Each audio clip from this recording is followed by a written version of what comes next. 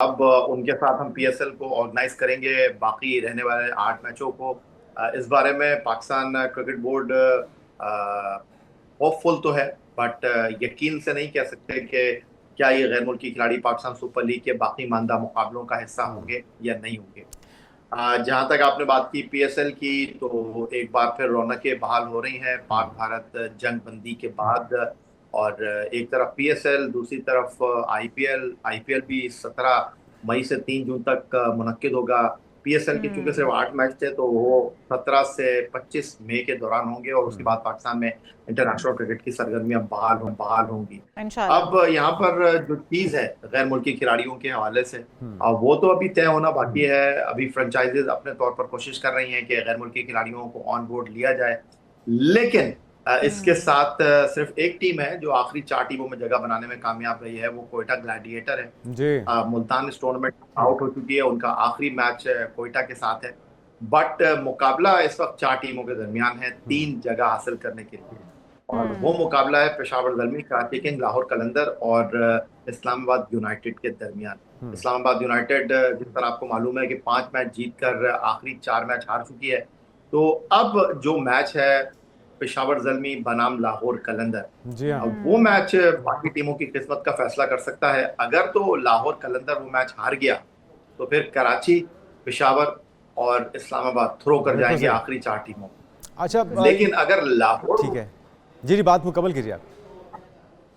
लेकिन लाहौर वो मैच जीत गया, तो फिर बड़ी इंटरेस्टिंग सिचुएशन डेवलप हो जाएगी और कराची, पेशावर और इस्लामाबाद, इन 3 टीमों के दरमियान मुकाबला बिल्कुल होगा। सही है। अच्छा, अब अगर तनकीदी जायज़ा अगर हम कहें आपसे इस पूरे इवेंट का लिया जाए, मुख्तलिफ जो टारगेट्स होते हैं, अमूमी तौर पे हम ये एक्सपेक्ट कर रहे होते हैं कि कुछ ज़बरदस्त किस्म का टैलेंट सामने आए, जो हमारी कमियां हैं, जो हमारी कोताहियाँ हैं, उसके ऊपर भी कुछ काबू पाया जा सके, उस टैलेंट को शामिल करते हुए पाकिस्तान टीम के अंदर। लेकिन हमने देखा कि बहुत कोई काबिल ज़िक्र टैलेंट सामने नहीं आया। जो हमारे साबका कप्तान थे, चाहे वो बाबर आजम की सूरत में हो या मौजूदा कप्तान रिजवान की सूरत में, उनकी टीम सबसे नीचे रही, सबसे कम परफॉर्म किया। तो ओवरऑल किस तरह देखते हैं इस इवेंट को, अहदाफ हासिल हो पाए?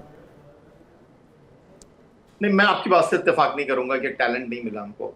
इस पीएसएल की अगर हम बात करते हैं, तो बिल्कुल आपने वजह फरमाया कि रिजवान ने परफॉर्म किया, लेकिन उनकी टीम स्ट्रगल करती हुई दिखाई दी। बाबर आजम, बिल्कुल आपने वजह फरमाया कि बाबर आजम बिल्कुल उस तरह की कारकर्दगी का मुजाहरा नहीं कर सके जिस तरह माजी के सीजन में उन्होंने परफॉर्म किया था। बट हम्म। इस टूर्नामेंट में ये नहीं कह सकते कि हमें टैलेंट नहीं मिला। इस टूर्नामेंट की फाइन पेशावर जख्मी के जो दाएं हाथ के तेज बॉलर हैं, अंडर 19 वर्ल्ड कप में पाकिस्तान को रिप्रेजेंट करने वाले अली रजा को कहा जा सकता है। उसके अलावा दौरे न्यूजीलैंड में हारिस के साथ इनिंग का आगाज करने वाले हसन नवाज ने कोयटा ग्लैडिएटर की जानिब से बड़ी अच्छी इनिंग्स खेली। दुरुस्त। उसके अलावा अगर हम बात करते हैं तो डोमेस्टिक क्रिकेट में रन्स के अंबार लगाने वाले साहबजादा फरहान, उन्होंने बाकी सेलेक्टर्स को जो है एक बार फिर अपनी जानिब मुतवज्जे किया है। हम्म। उसके अलावा अगर हम बात करते हैं तो इस टूर्नामेंट में फखर जमान एक बार फिर अच्छी टच में हमको नजर आए। दुरुस्त। साइम अयूब अगरचे रन नहीं कर रहे, लेकिन उनका फिटनेस के साथ एक बार फिर एक्शन में नजर आना हमारे लिए बहुत अच्छा साइन है। उसके साथ अगर हम बात करते हैं तो नौजवान टैलेंट के हवाले से, तो हम्म। नसीम शाह के जो भाई हैं उबैद शाह, वो जी। एक बहुत अच्छी फाइंड कर सकते हैं हम। और तो या टैलेंट भाई की अगर आप बात बाबर करते हैं तो आजम भी टैलेंट हमको परफॉर्म बहुत। करते हुए नजर आए, कम ही सही, लेकिन फॉर्म में वापसी की गुंजाइश नजर आई कि अभी भी उनमें वही करंट मौजूद है और वो वापसी हो सकती है। जो बाबर आजम हम देखना चाहते थे, वो बाबर आजम हमें दोबारा से नजर आ सकते हैं क्रिकेट के अंदर। और अगर दूसरी तरफ हम देखें तो लग ये रहा था कि फ्रेंचाइज मालिकान का भी इन्हसार ज़्यादातर जो है वो इंटरनेशनल प्लेयर्स के ऊपर ही है, और फोकस जो इंटरनेशनल प्लेयर्स के ऊपर था। हम लोग भी जब जायज़ा लेते थे या बात कर रहे होते थे, तो हम लोग उम्मीद लगाए बैठे होते थे कि जो इंटरनेशनल प्लेयर्स को शामिल किया गया वो कब परफॉर्म करेंगे। उनकी परफॉर्मेंस भी उतनी ज़्यादा खुलकर सामने नहीं आई। तो समझते हैं कि पीएसएल को सीरियस नहीं उतना लिया गया इस बार जिस तरह से पिछली बार लिया गया था या उससे पहले।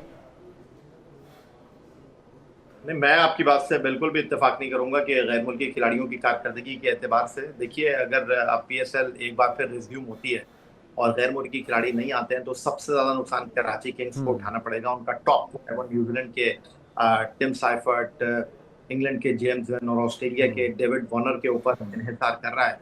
और अगर ये 3 खिलाड़ी नहीं आए, तो फिर कराची किंग्स सबसे ज्यादा स्ट्रगल करती हुई दिखाई देगी। अगर हम्म। बिल्कुल सही। अच्छा याया भाई, हम आ जाते हैं पाकिस्तान क्रिकेट बोर्ड के अहम फैसलों के ऊपर। मोहसिन नकवी साहब की जानिब से बड़े अहम फैसले किए गए हैं। जो मेंटोर्स हैं उनकी कारकर्दगी का जायज़ा लेने के बाद तमाम मेंटोर्स को ओहदों से फारिग कर दिया गया है। उसमें वकार यूनुस हैं, शोएब मलिक हैं, सुकलैन, मुश्ताक, मिसबाह उल हक, सरफराज अहमद, तमाम को फारिग कर दिया गया है। और बताया जा रहा है कि आकिब जावेद को हाई परफॉर्मेंस के तौर पर, कोच के तौर पर उन्हें मुकर्रर किया जा रहा है। तो ये कितना दुरुस्त फैसला है? तमाम मेंटोर्स को यकीनी तौर पर मेंटोर्स का होना टीम को एक हौसला और एक तसल्ली मिलती है और उनकी वजह से टीम चलती है, लेकिन हमारे मेंटोर्स काम नहीं कर पा रहे थे। उनकी कारकर्दगी का जब जायजा लिया गया तो उन्हें फारिग कर दिया गया। देखिए, आकिब जावेद को बनाया नहीं जा रहा, आकिब जावेद बन गए हैं हाई परफॉर्मेंस सेंटर के डायरेक्टर। और अबूरी कोच थे वो पाकिस्तान क्रिकेट टीम के, अब वो डायरेक्टर हाई परफॉर्मेंस सेंटर की हैसियत से काम करेंगे। उनसे पहले नदीम खान जो कि पाकिस्तान के साबिक टेस्ट कैप्टन और कोयटा ग्लैडिएटर के कोच मोइन खान के भाई थे, वो जो है वो यहाँ पर मौजूद थे। और जहाँ तक आपने मेंटोर के हवाले से बात की, तो दुनिया में कहीं मेंटोर नहीं होते और दुनिया में किसी क्रिकेट बोर्ड के साथ मेंटोर जो है वो काम नहीं कर रहे। और मेंटोर क्रिकेट बोर्ड ने एक्सपीरियंस किया। अगर मैं ये कहूँ कि पाकिस्तान क्रिकेट बोर्ड जो है वो लेबोरेटरी की तरह काम कर रहा है। ये एक तजुर्बा का बन गई है जहाँ पर मुख्तलिफ किस्म के तजुर्बा किए जा रहे हैं और वो तजुर्बात जो है वो नाकाम पे नाकाम हो रहे हैं। तो ये कहना गलत नहीं होगा, मिसबाह उल हक, सकलैन मुश्ताक, वकार यूनुस ट्राई एंड टेस्टेड ये फेल प्लेयर थे। इनको कई बार मौका दिया, शोएब मलिक और सरफराज पहली बार उनको मौका दिया गया लेकिन डिलीवर नहीं कर सके। और डिलीवर कैसे करते हैं? उनका एक पाँव जो था वो कोई कमेंट्री कर रहा था, कोई टेलीविजन पर एक्सपर्ट ओपिनियन दे रहा था, कोई कुछ कर रहा था, वो फोकस दिखाई नहीं दे रहा था। तो अगर मैं ये कहूँ कि पानी में डाल दिया पाकिस्तान क्रिकेट बोर्ड ने हर माह 3 करोड़ रुपए, क्योंकि 50 लाख रुपए मेंटोर को दिए जा रहे थे। कोई सोच नहीं थी, कोई विजन नहीं था, कोई मंसूबाबंदी नहीं थी। चले, पाकिस्तान क्रिकेट बोर्ड को जल्दी ख्याल आ गया इनसे जान छुड़ाने का, देर आया दुरुस्त है। लेकिन अभी आप जान छुड़वाने की बात तो कर रहे हैं या भाई, लेकिन अभी हम देख रहे हैं कि मिसबाह उल हक को और सरफराज को दोबारा से अहम जिम्मेदारियां भी सौंपी जाने का प्लान है। वो जिम्मेदारियां क्या हो सकती हैं? तो फिर एक तरफ तो मेंटरशिप से हटाना, दूसरी तरफ अहम जिम्मेदारियां देना, ये इसको कैसे देखते हैं आप?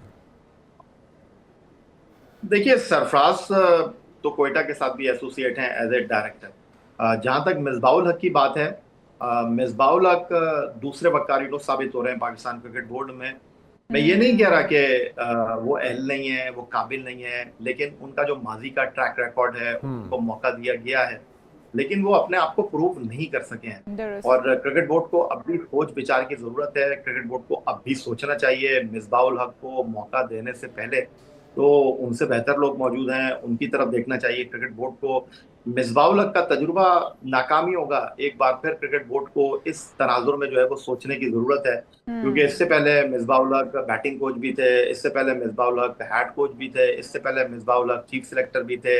वो तीनों शोबों में डिलीवर नहीं कर सके। फिर उसके बाद इस क्रिकेट बोर्ड की अगर आप बात करते हैं, उन्होंने मेंटोरशिप करके भी देख ली, वो कुछ कर नहीं पाए। तो आगे भी वो कुछ कर नहीं पाएंगे क्योंकि असल चीज है विजन की। अच्छा, एक और चीज या भाई, आप सही कह रहे हैं कि ट्रैक रिकॉर्ड के मुताबिक तो ऐसा ही लगता है, लेकिन ये पीसीबी को ही बीड़ा उठाना होगा कि डायरेक्शन भी वो दे जिसका जो टैलेंट है। अगर मेंटोर भी किसी को बनाना है तो उसको बताया जाए कि आपकी मेंटरशिप से क्या फ़ायदा हो सकता है, और एक डायरेक्शन बाकायदा रोड मैप की सूरत में प्रोवाइड की जाए कि इसके ऊपर अमल करना है, ये टारगेट्स हैं जो कि अचीव करने हैं। अदरवाइज इसी तरह से वो सारा कोशिश भी जाएगा जाएगी और इन्वेस्टमेंट भी। देखिए, क्रिकेट बोर्ड चीजों को ठीक कर कोशिश तो कर रहा है, लेकिन क्रिकेट बोर्ड के इर्द गिर्द जो लोग हैं जो फैसला साजी में मशवरे देने में शामिल हैं, वो क्रिकेट बोर्ड को अगर मैं कहूँ कि मिसगाइड कर रहा है तो ये कहना गलत नहीं होगा। और इसी वजह से क्रिकेट बोर्ड आज कोई फैसला करता है, कल कुछ और सोच रहा होता है क्रिकेट बोर्ड। ये आपके सामने है। अब गैरी कर्स्टन चले गए, जेसन गिलेस्पी चले गए, माइक हेसन को हम नया वाइट बॉल कोच की हैसियत से लेकर आए हैं। माजी में अगर हम देखें, जिस तरह आपने मेंटोर की बात की, और बहुत सारे हमने फैसले किए हैं, सिलेक्शन में हमने फैसले किए हैं, हमने खिलाड़ियों के तनाजुर में फैसले किए हैं, कप्तान बदले हैं। तो क्रिकेट बोर्ड की फिलहाल अगर मैं ये कहूँ कि कोशिश तो है, लेकिन उनको सक्सेस नहीं मिल रही, अगर ये कहा जाए तो गलत नहीं होगा।